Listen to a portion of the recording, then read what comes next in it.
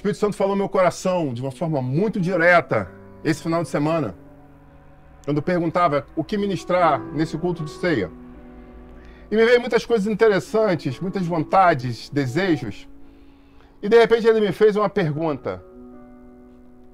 O que acontece nesse momento de celebração? Eu poderia parar agora e perguntar à igreja. A mesa da ceia te lembra o quê? A mesa nos traz coisas maravilhosas, coisas esperançosas. Na mesa é lugar de comunhão. E eu estava muito alegre com isso quando o Espírito Santo falou no meu coração. Mas à mesa também pode acontecer uma coisa muito triste. Eu falei, uau, o quê? E ele me fez lembrar uma história. Eu convido a você a abrir em 2 Samuel, capítulo 13, por gentileza. E acompanhe o texto comigo.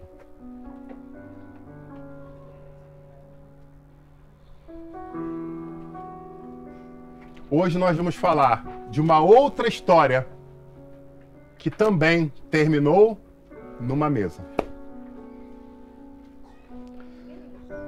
2 Samuel, capítulo 13, e a mensagem dessa noite tem por título A Importância do Conserto.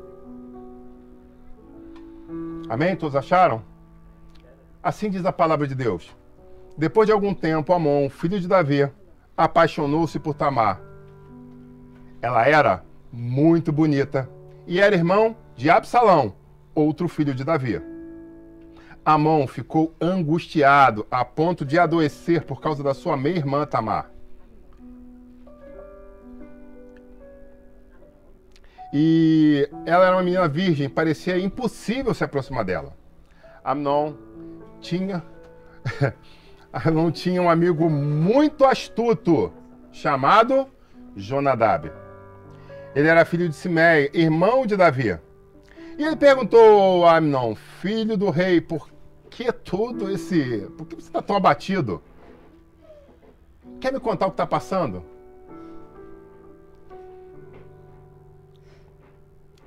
E ele disse, eu estou apaixonado por Tamar, minha irmã de Absalão. E aí ele dá uma ideia extraordinária para ele. Ó, vamos fazer o seguinte, vamos fazer uma cena. Vamos fazer um joguete. Porque o que a Bíblia diz que esse amigo era?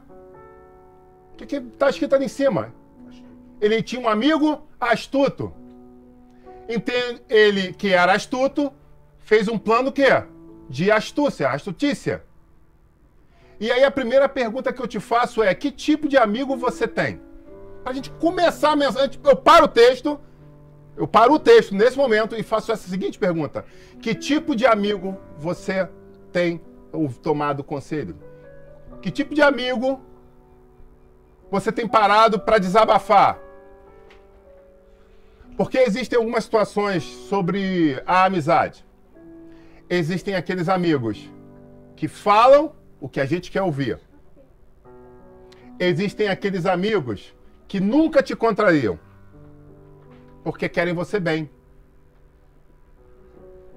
Existem aqueles amigos que você quer passar o largo quando você está no erro, porque você já sabe que ele vai te pontuar. Eu agradeço a Deus porque eu tenho amigos assim. E eu me sinto muito honrado por isso. Porque eu tenho pastores, irmãos, amigos que falam, se você pisar fora do riscado, a gente vai te encontrar. E eu falo, graças a Deus por isso. Porque não adianta nada estar rodeado de amigos, como de uma roda de cerveja, que do momento que você paga a próxima rodada, vão rir de todas as suas piadas, achar você o cara mais bonito, mais interessante e mais inteligente. E eu vim do mundo, então eu sei do que eu estou falando. De repente vai falar assim, não, você não sabe como é. Sei, eu estava lá, me converti no meio da minha vida. Então eu sei exatamente como é. Eu vi amigos que deixavam outros trêbados andando pelado pelo meio da rua, sendo motivo de chacota, e só falavam, cuidado para ele não ser atropelado. E eu falava, isso é amizade? Não, preservei a vida dele, não deixei de ser atropelado. Mas você deixou ele ser exposto à vergonha. Não, era a decisão dele, ele tem o livre-arbítrio dele. Então eu pergunto a você, que tipo de amigo tem andado ao seu lado e que tipo de amigo você tem dado ouvido? Pois, não, deu ouvido a esse amigo astuto. E essa história você conhece bem. Se não conhece, eu quero convidar você a pegar a sua Bíblia e ler esse capítulo inteiro, porque ele é de suma importância para os seus dias. Ele é muito contextual. E ele falou, vai para a cama, se finja de doente, quando o rei for te ver, pô, o filho do rei está doente, o rei vai te visitar. E quando o rei for te visitar, você pede para tua irmã vir fazer uma comida para você. E assim, com isso, você vai chegar perto dela. E qual era o objetivo desse amigo com isso? Abrir um ponto de contato. Para o quê?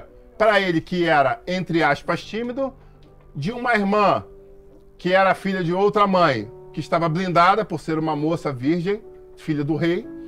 Então, com isso, você vai ter o quê? A oportunidade de o quê? Galantear, flertar, dar um papo, dar ideia. Não é isso? E assim foi. Quando o rei visitou ele, o rei autorizou que a irmã fosse lá fazer comida para ele. Ele fez de uma forma, quando a comida ficasse pronta, ele mandou todos os servos saírem e ficou sozinho com ela. E o texto vai dizer que ele, que estava louco de paixão, permitiu que essa loucura fosse levado a cabo. E agora o que ele está fazendo? Ele está forçando a irmã a se deitar com ele. E ela pede, num ato de sabedoria gigante, pede a ele o quê? Não faça tal loucura. Conversa com o rei e me pede em casamento. E o rei, que te ama, porque você é filho dele, vai permitir que a gente se case. Porque há de se entender que nessa época era muito comum o casamento entre meio-irmãos. E aí você pega tanto no Império Egípcio como no Império Romano, chegando no egípcio até mesmo, se não me falha a memória, casamentos até mesmo entre irmãos germanos. Não só meio-irmãos, mas irmãos germanos também. De primeiro grau, consanguíneos, plenos. Então, para o quê? Para que se mantivesse limpa a linhagem do faraó, que era considerada divina, então era o divino juntando com o divino para gerar divino. Então eles tinham essa premissa. Em Roma, com medo de entrar outras famílias, outras situações, eles também adotavam isso por certas vezes. Para o quê? Para manter o poder centralizado. Algumas pessoas pensam que a cultura de Israel era poligâmica, mas na verdade, quando a gente lê em Deuteronômio, ele diz que não é interessante, não era a vontade de Deus isso. Isso foi o quê? Os reis, olhando para as culturas em volta, tomaram essa atitude. E, infelizmente, Davi o fez, tendo 8 esposas. Mas a história continua. Ele leva aquela menina, né, à força para a cama e a violenta. E sabe, tem muita gente mimada nessa terra. Só que existe gente mimada de diversas idades. Existem meninas como, por exemplo, ali a Sofia, que está sentada na minha frente, que tem ali seus 9, 10 anos. E por muitas vezes ela bate no pezinho no chão, dizendo eu quero isso, eu preciso disso, a minha vida não vai ter sentido se eu não ganhar isso. Não é verdade? Mas ela está de criancice, porque ela é uma criança.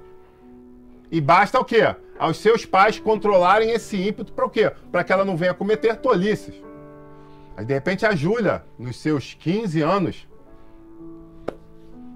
pode bater pezinho e falar, eu preciso disso. E eu vou falar, uau, boneca, você já não é mais uma criancinha. Então a gente pode conversar com ela de uma forma diferenciada. Eu posso chegar perto e falar assim, minha filha, vá lavar uma louça para começar, para você, né, com a água fria batendo nas mãos, batendo na barriga, você se acalmar e depois a gente volta a conversar. Mas, de repente, a Tayane, diante dos seus 20 e poucos anos, aleluia, né, pode bater pezinho e falar, eu quero isso. E aí, de repente, os pais dela, o marido dela, vão falar assim, minha filha, alô, acorda. Não tem mais tempo para isso. Hã? Tá muito grandinha, entre aspas. Quem é entendedor quem não é que vê no presencial e descubra, né? Então, você tá muito grandinha para isso, não dá. Mas pode ser que a minha mãe, nos seus muitos cabelos brancos, possa bater pezinho, fazendo pirraça, dizendo que quer uma coisa. O que eu quero dizer com isso, que seja indiferente da faixa de idade e do tipo de pirracinha, Muitas pessoas hoje tendem a fazer isso. Tem que ser do jeito que eu quero. E muitas vezes nós vemos diminuir do mover do Espírito Santo no meio da igreja porque nós temos pessoas que estão ensimesmadas. Pessoas que não estão mais abrindo espaço para o Espírito Santo fluir em cima daquilo que ele quer fazer para a igreja. Porque as pessoas, diante disso, querem o quê? Que seja, ele quer se mover? Amém, eu quero que ele se mova, mas eu quero que ele se mova do jeito que eu quero. E sabe o que acontece quando isso vai à frente? É exatamente o que está nessa história. Amnon, à força, conseguiu o que ele queria. E de imediato, depois de levar a cabo o que ele queria, da forma que ele queria, ele sentiu nojo daquela mulher. Acabou o encanto. Acabou a beleza. Acabou a vontade. Como num toque de mágica, tudo se foi. E todo aquele romantismo, todo aquele mal-estar, tudo aquilo que estava afligindo ele, se foi. Porque aquele menino mimado tinha recebido o que ele queria, da forma que ele queria. Por mais que uma palavra de sabedoria tivesse sido dita a ele, ele não quis ouvir. Então, versículo 14, mas Amnon não quis ouvi-la. E sendo mais forte que ela, a violentou. No momento seguinte, ele chama o empregado dele e manda botar ela a porta fora da casa e trancar o aposento, para ela nem voltar. E ela ainda chega agora numa segunda palavra de sabedoria e fala, diante da tua primeira loucura, não cometa uma segunda loucura que vai ser pior do que a primeira. Porque a besteira você já fez, você me desonrou. Mas existia uma oportunidade ainda, sim ou não? Perguntei à igreja. Sim. Que oportunidade seria essa? Casar com ela. Reparar o erro. Ele podia agora, tipo assim, cara, botar a mão na cabeça, fiz besteira, me preocupou, me empolguei, me precipitei. Mas calma, vamos fazer o seguinte. Olha só. Adoça lá o rei, acalma o rei, entendeu? Chama minha mãe, para minha mãe conversar com o rei. E manda ela intermediar lá, fazendo, né, tentar dar aquela moral. E pede ela em casamento, fala que eu tô arrependido. Fiz besteira, tô arrependido. Mas eu quero o quê? Casar com ela. Eu quero reparar o meu erro. Existia essa oportunidade? Essa possibilidade? Sim, existia essa possibilidade. Mas o que ele fez? Lance essa mulher fora dos meus aposentos e fora da minha casa. E mesmo diante do implorar dela, assim foi feito. E do lado de fora, ela usava uma veste específica, colorida, que mostrava que ela era filha do rei, ela era uma princesa, e era uma princesa virgem. E ela, se sentindo desesperada, ela rasga aquelas vestes, pega cinza, pó de cinza, joga sobre o cabelo, mostrando que ela estava humilhada, desesperada. E ela sai chorando alto, gritando muito alto pelas ruas. E eu fico imaginando, cara, os psicólogos de plantão naquela época, vendo a filha do rei naquele estado, se encosta. Imagina, filha do rei, gritando, rasgada, com pó de cinza na cabeça, e tu fala, ei, minha filha, tá tudo bem? Aí um guarda passa, pronto. Um abraço pro gaiteiro, até explicar que lagartixa não é filhote de jacaré. Então eu fico imaginando que ela foi e negócio, varrendo calçada, tipo assim, cara, eu não vou meter no que esse B.O. é brabo. É a filha do rei, meu amigo, chorando. Imagina nego regando planta, né? E a Bíblia vai falar que logo na sequência ela vai e encontra com uma pessoa. Ela encontra com Absalão. E nesse encontro, ele traz essa mulher a uma linda reflexão. Que reflexão é essa?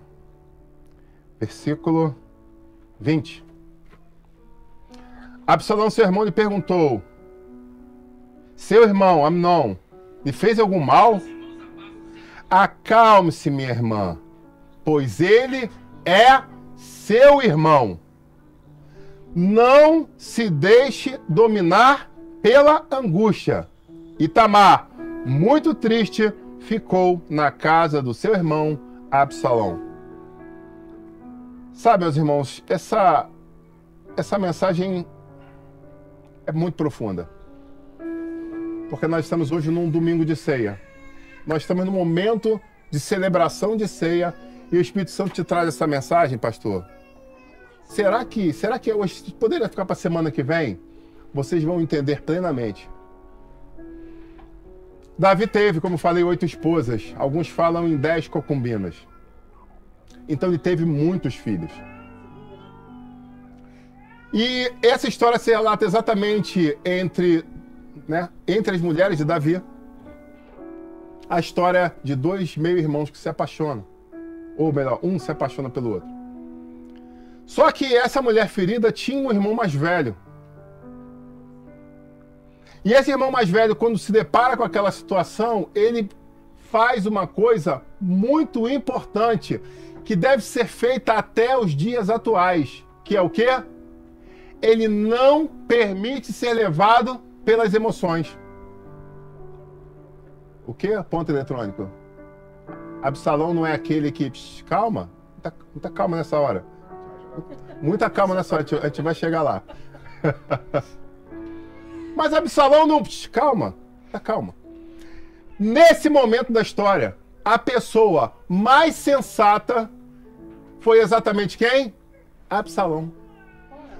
Porque nesse momento da história, ele, sendo o irmão mais velho, ele vê um conflito entre a irmã, que era germana dele, traduzindo, era irmã do mesmo pai, da mesma mãe, com um outro meio-irmão dele, que também era príncipe.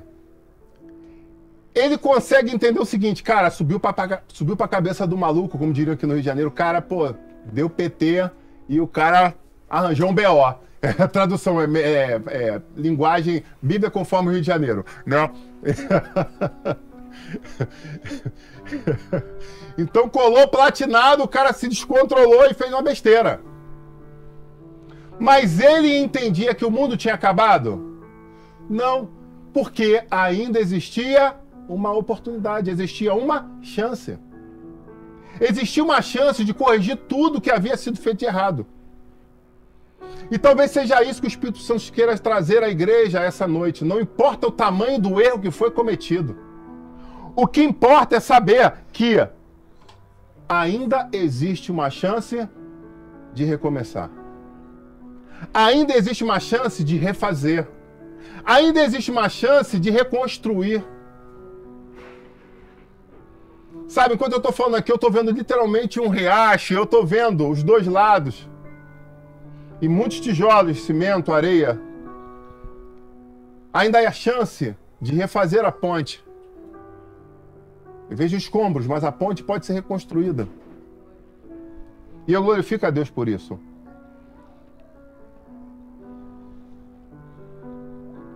E ele, de uma forma acordada, fala, minha irmã, calma, calma. O rei vai tomar ciência disso. O rei, nosso pai, vai saber o que aconteceu. Então, a primeira coisa que a tradição oriental fazia, num caso como esse, de famílias que tinham, né, muitas esposas, num caso de uma irmã ferida, ela procurava não o pai, mas era tendencional ela procurar o quê? O irmão mais velho, irmão germano mais velho. E esse fazia o papel o quê? Da defesa da linhagem, da perna, né, da família, daquele pedaço da família. Então é exatamente o que a Bíblia fala. Ele pega e o quê? Traz ela para onde? Para sua casa. Para o quê? Para proteger, para ficar junto dela, para consolar, para confortar. Então ele fez o que era previsto na cultura daquela época? Sim, ele fez o que era previsto, né?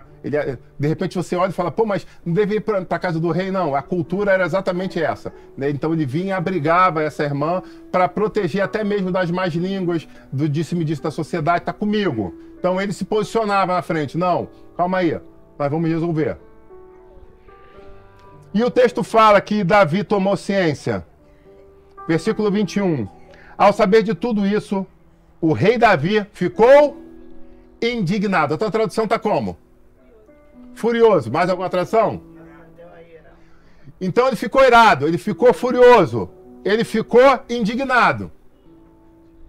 Versículo 22. E Absalão não falou nada com Amnon, nem bem, nem mal, embora o odiasse por ter violentado a sua irmã, Tamar. E aí vem uma grande reflexão para você, que é pai e que é mãe. Um outro tópico dessa mensagem que vai falar sobre o pai que não corrige o filho. Alguns pais acham que aceitar tudo que os filhos fazem é preservar a sua amizade e o seu amor. Onde, na verdade, a Bíblia nos mostra que isso é um ledo engano.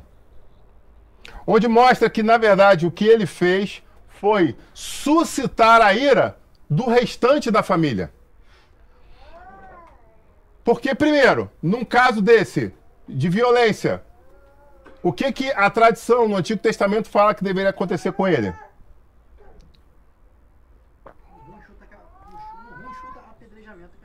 No ruim chuta apedrejamento que tá na proa. Mas existia uma oportunidade? Existia. Qual era a oportunidade? Se retratar, exatamente.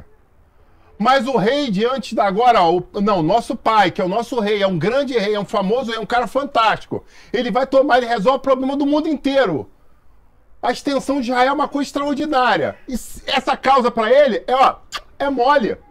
Tá, mas fica aqui comigo, daqui a pouco o papai vai tomar ciência e já fica tranquilo. Fica tranquila, minha filha. Fica tranquila. Papai vai resolver isso aqui. Tanto que ela falou, ninguém toca no irmão. Por que ninguém toca no irmão? Quem vai ser o marido dela? Fato, já estava na cabeça dele, já estava construído a situação linear de resolver o problema da família e do reino. E nenhum príncipe se perderia. Estão traduzindo. A coisa era muito tranquila. Mas vocês falaram que Davi ficou irado, furioso e indignado. Mas a pergunta é, depois de ter esse combustível, porque isso é combustível, concorda? Isso é combustível para quê? Acende algo dentro de você para que você faça o quê? Tome uma postura. E que postura que ele tomou? O que ele fez depois disso? Talvez aí seja a grande questão. Ele não fez nada. E pelo fato dele não ter feito nada, é que as coisas começaram a mudar na história de Israel. Me permita dizer, com toda a propriedade, de um estudante bíblico, de um teólogo, que isso foi um fator diferencial entre a história da sua família, entre a história do reinado de Israel. Porque esse mesmo Absalão, você que conhece a Bíblia, sabe o que vai acontecer lá na frente com esse jovem. Onde, na verdade, ele trouxe uma palavra cordata, ele trouxe uma palavra de sabedoria, ele trouxe uma palavra apaziguadora. Então, será que ele era um cara tão mau assim, nesse momento? Ou será que, na verdade, o que aconteceu foi a omissão do pai em corrigir o filho que despertou esse ódio nele? Será que a omissão do pai que não corrigiu o filho que criou esse monstro? É fácil, é só você ler a Bíblia que você já tem a resposta. Porque ele estava aguardando a sua irmã. Eu fico imaginando ela chorando pelos cantos, desesperada, desgostosa, perdendo peso, né? E ele olhando aquilo e falou assim, cara, que é isso, cara? Essa história não era para ser assim, não é possível. Não, o rei está com muito problema agora. Então vamos fazer o seguinte, vamos dar um tempo. O rei vai parar, vai pensar. Os conselheiros do rei, ele tem conselheiros bons. Então os conselheiros vão chegar depois, vão trazer a pauta, essa situação. Calma, tá. Fica calma, que tá beleza, tá tudo tranquilo. Isso ainda vai se resolver, isso vai se resolver. E o tempo foi passando. 3, 6 meses. E ela, vou tentar matar, eu não quero mais, eu vou virar desgostosa. Não, mas calma. Isso vai se resolver. É porque tá tendo uma guerra ali, então daqui a pouco ele tá voltando, o pessoal ele vai resolver essa... Calma, fica calma. Vai se resolver. O tempo tá passando, mas não se preocupa. Isso vai se... Porque isso só tem uma solução. E essa solução vai chegar. O rei vai botar a mão na consciência e vai fazer com que a solução, o julgamento seja feito. E a justiça vai ser decretada. E a sua honra vai ser restaurada. E ele entrando e saindo de casa todos os dias e vendo o estado lastimável da sua irmã desonrada. Sabe, muitas pessoas falam que o tempo cura tudo. E eu pergunto, será que isso é verdade? Será que isso é verdade? Você que tem mais tempo de vida aí, você tem uma idade média aí, será que isso é verdade? Será que realmente o tempo cura tudo?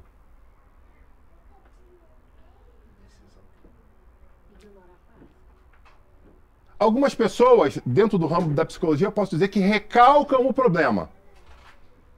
Eles pegam ali, botam algumas pás de areia em cima e fica ali. Ele esconde dos olhos dele.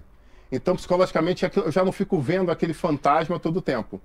Mas se eu não curar ou se eu não enterrar corretamente aquilo, com o passar do tempo, o que vai acontecer? Vai subir o cheiro. E o cheiro vai acabar me trazendo a lembrança. Então, às vezes, o vento vai bater de norte para sul, e aí eu vou o quê? Vai voltar às minhas narinas aquela situação, trazendo flashes, trazendo sofrimento constante, periódico. Você está entendendo isso? Então, algumas pessoas falam, não, deixa que o tempo cura. Algumas coisas eu posso até dizer que sim, dá para curar. De repente, aquele encontrão no futebol que você deu daquele seu amigo, aquele seu vizinho, talvez aquilo passe. Ah, mas eu torci o pé, mas daqui a pouco você está jogando bola melhor até do que jogava antes. De repente, por causa daquilo, você virou jogador de futebol, de videogame, agora você é campeão do futebol de videogame. Você até esqueceu aquilo, porque você conseguiu superar aquilo com uma outra coisa. Mas existem dores que não são apagadas assim com tanta facilidade. E esse é um caso delas, era uma situação de desonra muito grave. E o fato é, ele não fez o que precisava ser feito. O rei não fez. E o seu irmão, com isso, continuava guardando o ódio do seu meio-irmão. A Bíblia vai falar que 2 anos se passaram. 2 anos se passaram. E no momento da colheita, do toscanejar, era momento de festa, momento de de tosquear. Ele literalmente pensa que agora sim era o momento da vingança. E agora ele arma um plano, e ele vai até o rei e fala, rei, nós estamos nesse momento de fartura, de maravilhoso, e eu quero fazer uma festa em cima disso tudo. Eu quero convidar o senhor e todos os seus filhos para irem à minha casa, porque eu vou fazer um grande banquete. E o rei fala, não, meu filho, vai ficar muito caro, muito irmão, é muita gente, e pô, né, então, não faz isso, não você vai gastar muito, tá? Não, pai, faça questão, pai. E ele fica ali, ó, perturbando, não, vem com meus irmãos, vamos lá pra festa, tal. E aí o rei chega e faz o quê? Não, eu não vou. Eu agradeço muito o convite, mas eu não vou. Automaticamente, do momento que o rei bate o martelo dizendo que ele não iria, e aí, a movimentação do rei representa a movimentação do que junto ao rei? Pela a guarda real. E quem era a guarda real de Davi? Vamos lembrar aqui, você que estuda a Bíblia. Era aquela galera chamada de valentes de Davi. Meu amigo, eu fico imaginando a cara e a carcaça dos candangos. A Bíblia fala que Davi matou gigante. Quem andava com ele era matador de gigantes também. Imagina a galera, imagina a naipe da galera, a rapaziada, né? Se alguém que tá do outro lado pensou, alguém com camisa do Flamengo, não faz isso, é pecado. E não bota os flamenguistas, não envolve, não faz nada disso, né? O cara com cordão de prata, né? Com camisa do Flamengo, não faz isso, é pecado. O Flamengo não tem a ver com essa história, não. Então imagina, quando ele fala, eu não vou, automaticamente o que estava atrelado a isso? A guarda de Davi, os valentes de Davi, também não vão, porque se o rei vai ficar, a galera vai ficar com ele. Tranquilo? E eles estavam a uma distância, se não me falha a memória, de 22 quilômetros de Jerusalém. Então, tipo assim, o delta T de a reação de pronto emprego não era no estalar de dedo. Ok, vamos para outra parte do plano. Mas, meu rei, eu quero pedir que o senhor permita que todos os seus filhos, todos os meus irmãos, estejam comigo na festa para me honrar. Aí ele, mas para que isso, cara? Para que não? Senhor não vai, tudo bem, eu até entendo.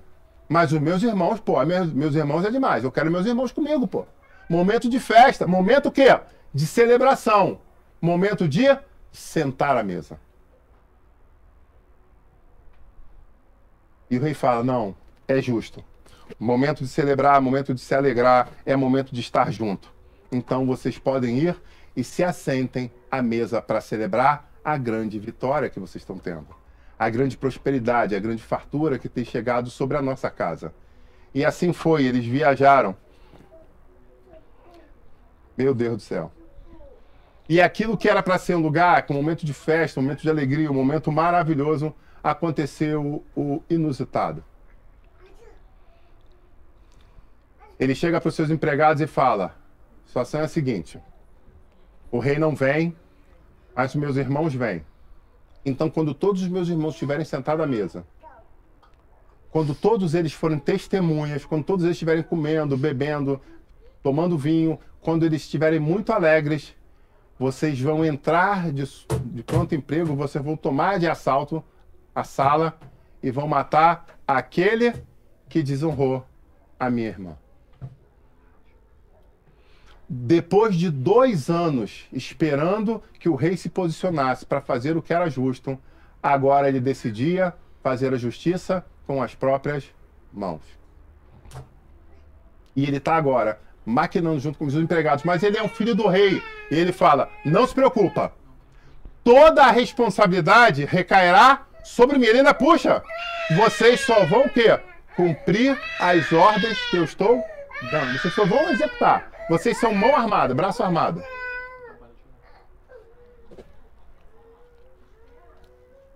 Vocês são só braço armado.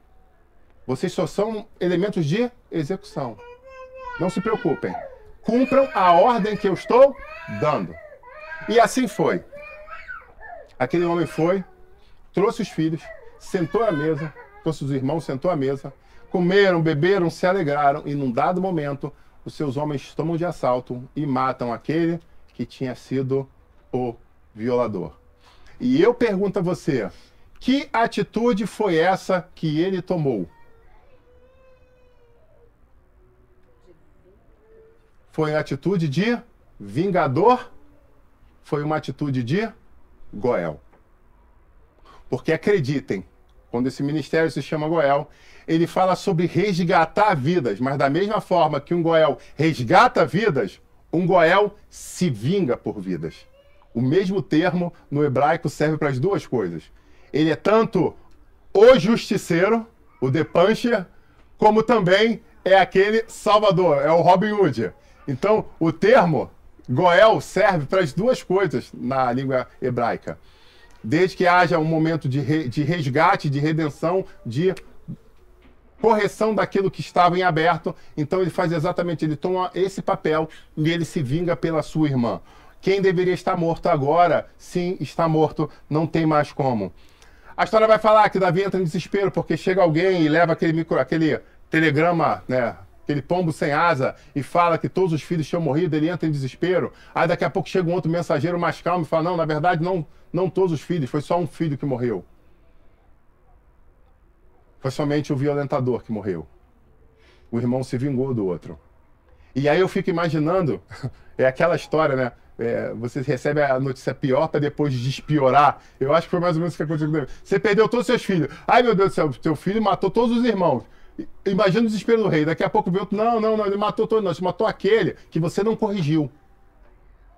Então, na verdade, a única coisa que aconteceu foi o sangue derramado diante de todos os irmãos como testemunha do ato que você não fez o que deveria ter sido feito. Porque aí sim vem uma coisa. Quando Deus nos dá a oportunidade de nos corrigir, de fazer o que é certo, e nós não fazemos, quando a vergonha acontece publicamente. E foi isso que aconteceu. 2 anos de oportunidade se passaram. E agora, ele agindo de uma forma como Goel, como um vingador, ele faz questão de se vingar onde? Na frente de todos os filhos, dos muitos filhos que o rei tinha. Então, qual é a mensagem que ele dá? Eu estou fazendo o que o meu pai deveria ter feito. Só que ele tinha a oportunidade de fazer diferente. Como ele não se posicionou, como ele passou a mão na cabeça do meu irmão, como ele fez pano quente com tudo que estava acontecendo, agora eu não tenho uma outra oportunidade, eu não tenho uma outra opção que não que me vingar pela honra da minha irmã. E aí você pergunta, é a primeira vez que acontece isso? Se você lê na palavra de Deus, no Antigo Testamento, você vê que isso já havia acontecido, né? Uma estratégia, exatamente uma estratégia, né, sanguínea para vingar uma irmã que havia sido violentada. Então já existia na própria Bíblia uma outra história dessa. Então ele faz exatamente isso. Só que ele faz isso em que local, em que momento? E talvez seja essa a grande reflexão que o Senhor traz a nós essa noite. Ele faz isso à mesa. E mesa é lugar de comunhão. Mesa não é lugar de sangue. Mesa não é lugar de fofoca, não é lugar de intriga, não é lugar de dor. Mesa é lugar de comunhão. É lugar de celebração. E o objetivo inicial daquela reunião era exatamente isso, que eles fizessem uma celebração. Eles estavam celebrando, glorificando, agradecendo a Deus pela prosperidade que eles tinham recebido. E no meio dessa celebração, houve morte, houve sangue, houve dor, houve desespero.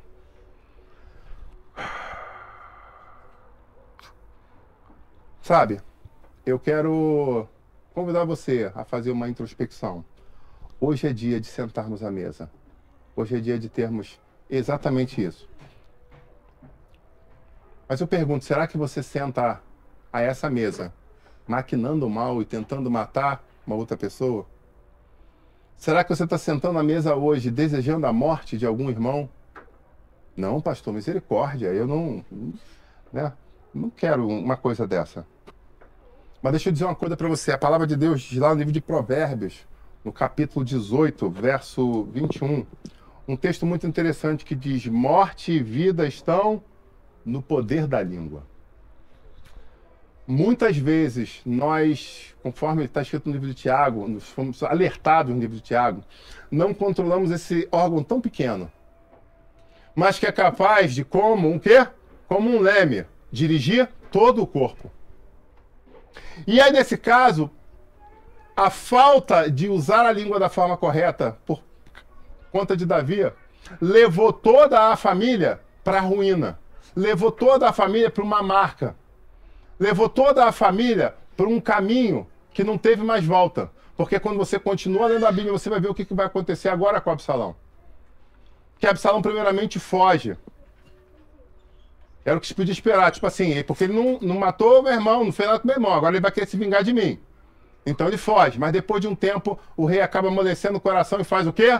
Traz ele de volta. Traduzindo, é erro em cima de erro. É alguém carente tentando ser amado por todos. Sabe, certa feita eu escutei uma história de uma filha que não gostava de ser corrigida. E ela reclamava muito com a mãe vive me corrigindo, meu pai vive me corrigindo. E aí, de repente, num dado momento, os pais deixaram ela como outra pessoa da família. E nesse delta T que ela teve ali, morando em outra casa, né, ela pôde fazer tudo o que ela queria. Ela dormia até a hora que ela queria, ela comia o que queria, ou ela não comia, ou ela via televisão, ou ela jogava, ou ela... O que ela queria, ela ficou por conta dela. Ela não deixou de ser amada, mas ela não foi pontuada em nada. E é interessante que depois, no retorno à sua casa, propriamente dito, num dado momento ela vai, para não perder o costume, toma uma bronca. Aí quando ela toma a bronca, ela fala: uau, que saudade que eu estava disso. Aí, como assim? Porque eu fiquei tantos dias sem tomar nenhuma bronca que eu já estava me sentindo o quê? Abandonada. Muitas vezes as pessoas têm medo de corrigir os seus filhos, com medo de perder a amizade deles. Onde na verdade não. Onde na verdade nós somos seres que esperam em todo momento, desde bebezinho, saber qual é o nosso limite. O Código Penal fala sobre isso. Ele vai a todo momento nos trazer limites diante de sociedade. O que eu faço e o que eu não faço, né? E se eu faço, qual é a penalização que eu vou receber por conta disso? Então, voltando, literalmente, a língua pode trazer a vida ou trazer a morte. E algumas pessoas estão usando a sua língua de uma forma errônea, permitindo o quê? Permitindo que as nossas palavras possam estar suscitando morte aos nossos irmãos. E eu pergunto a você, o que nós devemos fazer por conta disso? Eu quero convidar, primeiramente a mim e a todos nós, para que nós possamos vigiar com aquilo que nós dizemos. Às vezes, uma palavra dita de uma forma errada, ou na hora errada, ou num contexto, ou numa conotação errada, ou mal interpretada, pode trazer um grande problema. Então, se você sabe que alguma palavra que saiu da sua boca foi lançada e trouxe problema, volte lá e corrija. Não faça como na história de Davi e Absalão. Não espere para... Não, o tempo... Vou fazer o seguinte, vamos fazer de conta que nada aconteceu. Porque se eu fizer de conta que nada aconteceu, o que vai acontecer? O tempo vai curar. Mas na verdade, não. O tempo só fez o quê? Aumentar o rancor, aumentar o ódio, fazendo com que esse homem cometesse tal loucura. Então, em nome de Jesus, que nós possamos cuidar dos nossos lábios, que nós possamos cuidar das nossas palavras. Se nós estamos machucando pessoas, que nós possamos ter a oportunidade de voltar atrás e corrigir os nossos erros, que nós possamos consertar. E é esse o título da mensagem, a importância do conserto. Que o Espírito Santo te dê a oportunidade de fazer conserto naquilo que estava quebrado. Que você possa trazer conserto, que você possa trazer renovo, que você possa fazer de novo. Eu profetizo que você tenha a oportunidade de fazer de novo. Mas lembre-se, faça melhor. Pastor, mas eu não aprendi como fazer diferente. Clame ao Senhor, que Ele te dá. Ele conhece todo o teu código genético, toda a sua estrutura molecular, cada detalhe seu, o seu respirar, a sua capacidade pulmonar. Ele conhece cada detalhe e Ele sabe exatamente como ajudar na tua transformação. Amém, igreja? Nesse momento nós chegamos à outra mesa. Não a mesa de Absalão, mas a mesa de Jesus. E quando Jesus estava à mesa, eu pergunto a você, aconteceu a mesma coisa ou não? Tantos anos se passaram, e eu pergunto, a história de Jesus à mesa é igual a de Absalão ou não?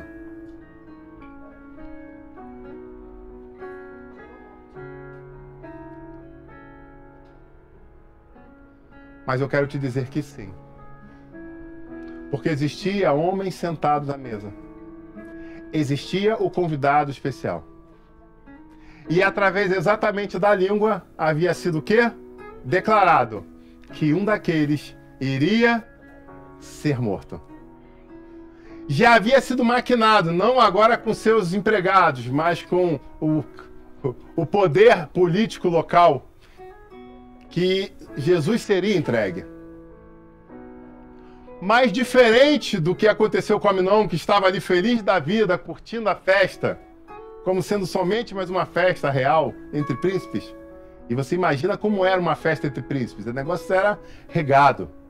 E tipo assim, mais um banquete entre príncipes. Ele não sabia que a morte dele tinha sido encomendada para aquela noite. Diferente de Aminon, Jesus sabia o que estava sendo tramado. Jesus sabia o que esperava. E sabendo o que esperava, ele toma uma atitude diferenciada e fala, meus amigos, vamos sentar aqui juntos. E eu quero dizer que é a última vez que a gente vai poder fazer isso. Eu quero deixar bem claro para vocês que eu não tô vendido, eu sei exatamente o que me espera. E eles falam, mas mestre, como assim? Porque aqui entre nós, infelizmente tem um que vai permitir que o inimigo use ele para o quê? Para ser aquele que vai me trair. Então você tinha homens que estavam sentados ao redor de uma mesa para uma celebração, para uma grande festa, para um memorial. E é exatamente isso que nós estamos fazendo aqui. Nós estamos numa mesa, fazendo um memorial, numa grande celebração, agradecendo a Deus pela vida, pela fartura, pela prosperidade, pelo cuidado, pelos livramentos. Nós temos tantas coisas que nós podemos agradecer ao Todo-Poderoso. Eu quero convidar você a fazer exatamente isso agora. A parar e pensar quantas bênçãos Ele tem derramado sobre as nossas vidas. Às vezes tem coisas que nós sabemos. Hoje, por exemplo, eu saía de casa e por muito pouco eu não bato com o carro. E eu parei, freiei, eu fiquei olhando, eu falei assim, meu Deus do céu, que tristeza seria, que aborrecimento seria. livramento. Algumas coisas são mais complexas que uma pequena batida de carro, onde teria um prejuízo material. Algumas coisas tangem a saúde, tangem as emoções, tangem a alma, feridas na alma. Eu não sei em que ponto você está, eu não sei o que está ou te afligindo ou te trazendo a glorificar. Mas eu quero te lembrar que nós estamos na mesa e Jesus sabe exatamente o que é necessário para nós. E Ele quer dizer para cada um de vocês, se acalmem, acalmem o seu coração, eu tenho domínio sobre tudo. A única coisa que Ele te convida a fazer é, profeticamente, sentar e ceiar com Ele. Porque quando nós sentamos e ceiamos com Ele, nós estamos declarando que nós cremos no poder dEle. Nós cremos na magnitude do seu poder, nós acreditamos e confiamos que Ele está cuidando de tudo. Então, em nome de Jesus, eu não sei qual é a tua aflição, eu não sei qual é o teu problema, a intensidade e a profundidade dela. Mas eu quero dizer que essa noite nós temos a oportunidade de estar novamente à mesa. E essa é uma mesa de alegria, é uma mesa de vida, é uma mesa de conquista, é uma mesa de vitória, é uma mesa de celebração. Não é uma mesa de traição, não é uma mesa de morte, não, em nome de Jesus não. Porque o Senhor nos permitiu nos comungar como família. E sabe, muitas vezes nós fazemos um ato profético quando declaramos que você troque o cálice com o seu irmão, declarando, eu tenho comunhão contigo, para exatamente barreiras que possam se levantar, sejam quebradas em nome de Jesus. Para que nós possamos, olhando um no olho do outro, diante do sangue do Cordeiro, declarar, eu tenho comunhão contigo. Porque o sangue do Cordeiro me purificou, me transformou, me libertou, e é por isso que eu estou aqui, para dividir com você.